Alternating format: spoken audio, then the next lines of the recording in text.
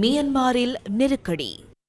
மியன்மாரில் ஏற்பட்ட நிலநடுக்கத்தினால் 373 பேர் காணாமற் போயுள்ளதாகவும் 4639 பேர் காயமடைந்துள்ளதாகவும் அறிவிக்கப்பட்டுள்ள நிலையில் மியன்மார் எளிதில் மீண்டெழ முடியாத நெருக்கடியை எதிர்கொண்டுள்ளது. நிலநடுக்கத்தினால் 1,80,000 கட்டடங்கள் நிர்மூலமாக்கப்பட்டுள்ளதாகவும் சர்வதேச ஊடகங்கள் செய்தி வெளியிட்டுள்ளன.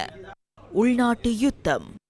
2021ஆம் ஆண்டிலிருந்து அதிகாரத்தில் இருக்கும் மியன்மார் ராணுவ ஆட்சியாளர்கள் இந்த பேரழிவு தொடர்பான தகவல்கள் வெளியாவதை தடுத்துள்ளனர்.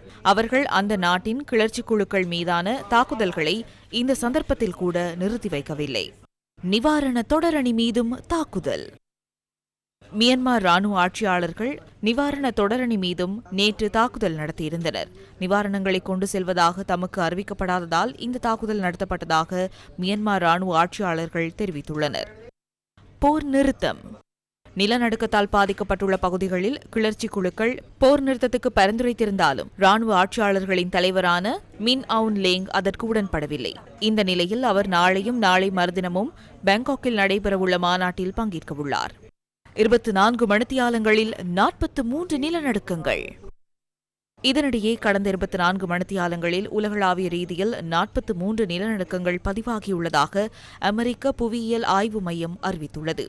பாகிஸ்தான், டொங்கா, பர்மா, ஃபிஜி தீவுகள், ஜப்பான், வனவாட்டு, பசிபிக் அந்தார்டிக் மலைத்தொடர், சாலமன் தீவுகள், ஆப்கானிஸ்தான் உள்ளிட்ட நாடுகளில் நிலநடுக்கங்கள் பதிவாகியுள்ளன.